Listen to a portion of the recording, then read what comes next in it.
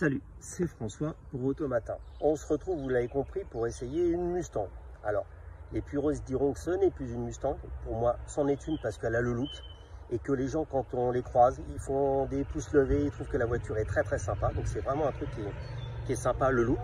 Et puis la voiture a des performances qui font que c'est une voiture sportive, réellement sportive. Quoi vous dire d'autre? Il y a tout plein de petits cadeaux, de petits éléments supplémentaires, j'allais dire un peu à la Tesla, c'est-à-dire que c'est sympa, vous n'avez pas un énième SUV qui plaît à tout le monde. C'est-à-dire que par exemple, vous appuyez sur le bouton, on va essayer de cibler, voilà, pour ouvrir la voiture, et puis vous avez aussi des chiffres qui apparaissent, c'est-à-dire que vous pouvez programmer un code pour rentrer dans la voiture. Donc comme ça, si vous allez faire du surf ou autre chose, vous n'avez pas besoin de garder les clés, vous pouvez programmer pour pouvoir rentrer et fermer dans la voiture. Et ça, je trouve ça carrément sympa.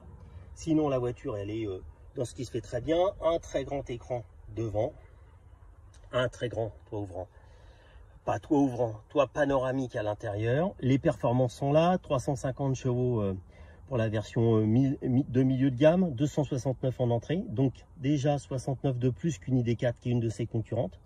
369 chevaux, c'est à peu près la puissance d'une Tesla base, on va dire, donc Tesla 3.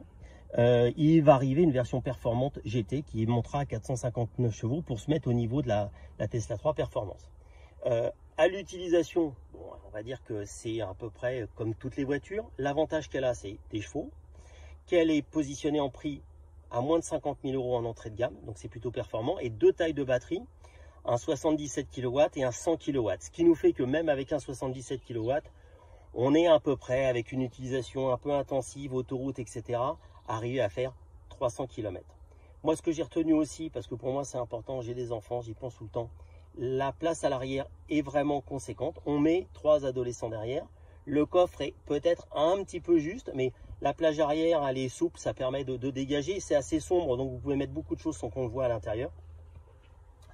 L'écran d'interface électronique est vraiment sympa, de grandes dimensions et plutôt intuitive. Franchement, c'est une des qualités. Vous pouvez retrouver toutes les informations, tout le management de la voiture à distance sur une appli qui est sur votre téléphone. Donc ça, c'est aussi une des choses qui fonctionne vraiment bien. Contrairement à certains constructeurs, quand vous programmez un itinéraire sur le GPS, il vous propose les endroits pour recharger, etc. Ce n'est pas deux choses séparées qu'il faut que vous managiez. Alors c'est basique, mais il y a des marques qui sont encore un peu à la traîne de ce côté-là. En électronique, tout marche, ce qui n'est pas toujours le cas de certains concurrents avec un logo qui commence par un V. Donc c'est quand même un point qui est quand même pas négligeable d'avoir une voiture qui marche dès son achat. Et puis pour moi, ce qui est vraiment la synthèse, là, celle-là, elle est rouge.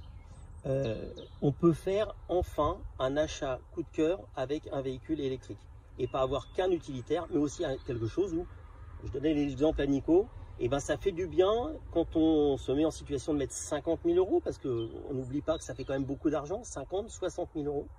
Et vous allez dans votre garage le soir et vous regardez et vous dites ah putain, ma caisse elle est belle. Et pour moi c'est pas quelque chose de négligeable. Donc définitivement Monsieur Ford, j'avais déjà beaucoup aimé l'Explorer. Là la Mach-E me fait vraiment plaisir. Alors c'est un premier contact découverte, je pense que je la réessayerai, mais ça vaut vraiment la peine de la mettre dans votre shopping list pour acheter un véhicule mid-size électrique. À bientôt. Et rappelez-vous, vous pouvez nous retrouver sur nos sites Road Story et Histo Auto, sur notre chaîne YouTube Road Story et en podcast audio sur iTunes, Spotify, Deezer et Google Podcast en recherchant les mots Road et Story. À bientôt.